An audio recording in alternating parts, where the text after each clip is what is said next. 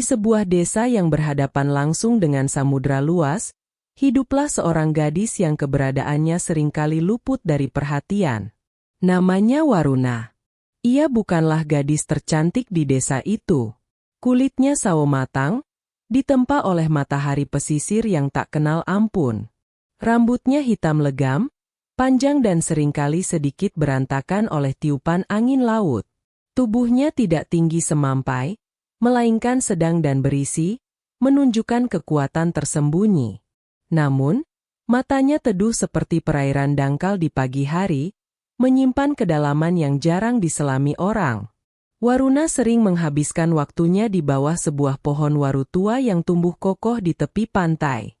Orang-orang desa menganggap pohon itu biasa saja, hanya peneduh dari terik matahari. Namun bagi Waruna, pohon itu adalah sahabat. Ia mengagumi daun-daunnya yang berbentuk hati, seolah alam merangkai simbol cinta di setiap helainya. Ia memperhatikan bagaimana pohon itu berdiri tegak, tak goyah meski diterpa angin garam yang bisa merapuhkan kayu lain. Waruna adalah gadis yang pendiam. Ia lebih banyak bekerja daripada berbicara. Tangannya terampil menganyam jala dan menambal layar perahu yang robek. Namun, keahliannya seolah tak terlihat dibandingkan dengan Kencana, gadis primadona desa. Kencana memiliki kulit kuning langsat dan senyum secerah mentari. Ia pandai merangkai bunga dan menyanyikan lagu-lagu pujian yang merdu, membuat semua orang terpesona olehnya. Setiap kali ada perayaan, Kencana akan menjadi pusat perhatian, sementara Waruna hanya akan duduk di sudut, memastikan obor tetap menyala atau minuman bagi para tetua selalu terisi. Ia tidak iri, sebab hatinya telah menemukan ketenangan tersendiri. Ia merasa cukup dengan bisikan angin laut dan naungan daun-daun waru yang setia menemaninya. Ia belajar ketabahan dari akarnya yang mencengkeram pasir dan keikhlasan dari bunganya. Bunga waru di pagi hari berwarna kuning cerah, secantik senyum Kencana. Namun menjelang sore, warnanya berubah menjadi jingga kemerahan sebelum akhirnya gugur ke tanah. Bagi Waruna, ini adalah pelajaran terindah. Bahwa kecantikan sejati tidak hanya saat mekar, tetapi juga dalam proses perubahan dan keberanian untuk melepaskan, memberi ruang bagi kehidupan baru untuk tumbuh esok hari. Seringkali, Nenek Laras, wanita tertua di desa, memperhatikannya dari kejauhan. Mata bijaksananya melihat apa yang tidak dilihat orang lain. Ia melihat kekuatan dalam diamnya Waruna, melihat keteduhan dalam tatapannya, dan melihat hati yang tulus seluas daun waru di tangannya. Nenek Laras tahu, gadis itu menyimpan sesuatu yang jauh lebih berharga daripada sekadar penampilan menawan. Suatu hari, langit mulai menunjukkan pertanda yang tidak biasa. Warnanya kelabu pekat bahkan saat matahari baru sepenggalah naik. Angin yang biasanya membawa kesejukan kini berembus kencang dengan suara menderu yang ganjil. Burung-burung laut terbang rendah dalam formasi aneh, seolah mencari perlindungan jauh di daratan. Laut yang biasanya tenang kini bergelombang dengan ombak-ombak yang saling berkejaran ganas. Nenek Laras menatap cakrawala dengan cemas, tongkat kayunya mengetuk-ngetuk tanah. Angin badai akan datang, desisnya pada para penduduk desa yang berkumpul. Badai yang belum pernah kita lihat sebelumnya. Laut akan murka dan menelan daratan. Ucapannya yang penuh keyakinan membuat sebagian orang resah, namun banyak yang masih meremehkannya. Kencana, dengan pesonanya yang selalu berhasil meyakinkan orang, justru tertawa kecil. Nenek terlalu khawatir, ujarnya dengan nada lembut. Desa kita dilindungi oleh karang-karang kokoh. Kita hanya perlu memperindah rumah kita dengan hiasan penolak bala dan berdoa kepada Sang Pencipta. Ia pun mengajak para pemuda untuk mengumpulkan bunga-bunga terindah sebagai persembahan. Waruna merasakan getaran yang berbeda. Bukan dari cerita Nenek Laras, melainkan dari alam itu sendiri. Pohon waru sahabatnya seolah berbisik kepadanya. Ranting-rantingnya yang saling bergesekan menciptakan irama peringatan. Daun-daunnya yang biasanya tenang kini bergetar hebat. Ia bisa merasakan kegelisahan alam, sebuah firasat kuat bahwa ini bukan sekadar angin kencang biasa. Ia mendekati Nenek Laras yang masih menatap laut dengan khawatir. "Nenek, aku juga merasakannya," bisik Waruna. "Ini bukan badai biasa." Pohon waru memberitahuku. Nenek Laras menoleh, menatap dalam ke mata teduh Waruna. Ia mengangguk pelan. Hanya hati yang selaras dengan alam yang bisa mendengarnya. "Apa yang akan kau lakukan, Nak?" tanyanya lembut. Tanpa menghiraukan cemoohan penduduk desa yang sibuk merangkai bunga bersama Kencana, Waruna mulai bekerja. Ia tidak membuat persembahan atau hiasan. Ia pergi ke hutan waru kecil yang tumbuh di belakang desa, tempat yang jarang dijamah orang. Dengan parang kecilnya, ia membersihkan semak belukar yang menghalangi pertumbuhan akar-akar gantung pohon waru. Ia melihat bagaimana pohon-pohon waru itu tumbuh saling berdekatan. Akar mereka saling mengikat dan bertautan di bawah tanah, menciptakan fondasi yang luar biasa kuat. Ranting dan dahan mereka pun tumbuh saling menyilang, membentuk atap alami yang rapat dan kokoh. Waruna mengerti. Kekuatan mereka bukan pada satu pohon, melainkan pada kebersamaan mereka. Maka, dengan tekun, Waruna mulai membantu alam. Ia menarik akar-akar gantung dari pohon yang satu dan mengikatkannya pada dahan pohon di sebelahnya. Ia menganyam ranting-ranting muda yang lentur, merapatkannya satu sama lain, menciptakan jalinan yang lebih kuat. Orang-orang yang lewat hanya tertawa, menyebutnya gadis aneh yang bermain dengan pohon.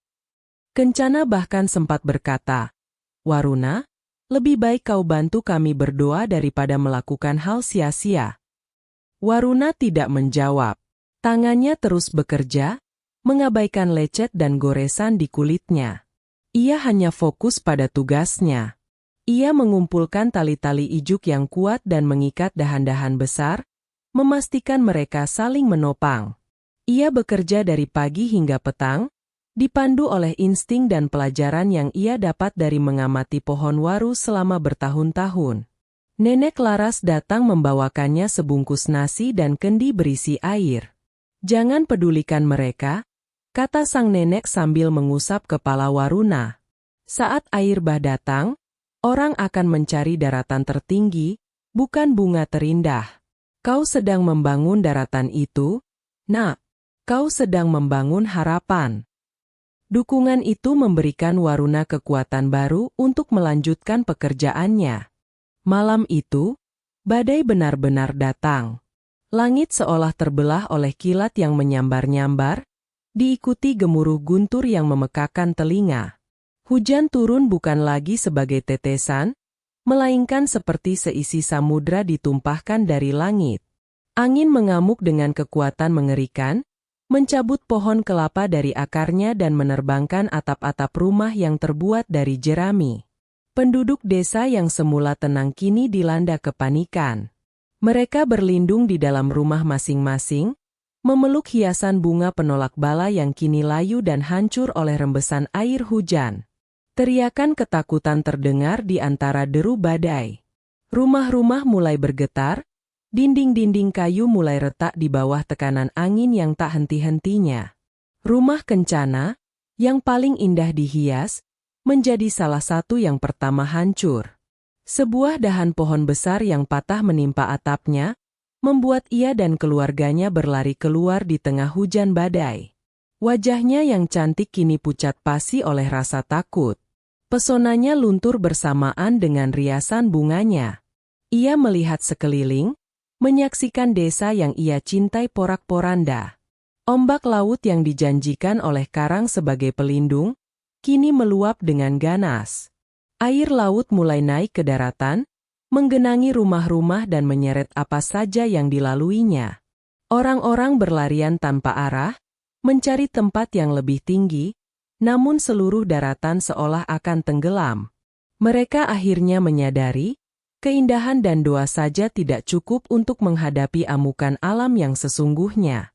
Di tengah kekacauan itu, Nenek Laras berteriak dengan sisa tenaganya. Ikut aku! Ke hutan waru di belakang desa. Cepat! Awalnya tidak ada yang mendengarkan, tetapi ketika 1-2 keluarga mulai mengikutinya, yang lain pun turut serta. Mereka berlari menembus hujan dan angin, menuju satu-satunya harapan yang tersisa. Saat para penduduk desa yang basah kuyup dan ketakutan tiba di hutan waru, mereka tertegun. Di hadapan mereka berdiri sebuah benteng alami yang luar biasa. Hutan waru yang telah dirawat dan dianyam oleh Waruna kini berfungsi sebagai perisai raksasa.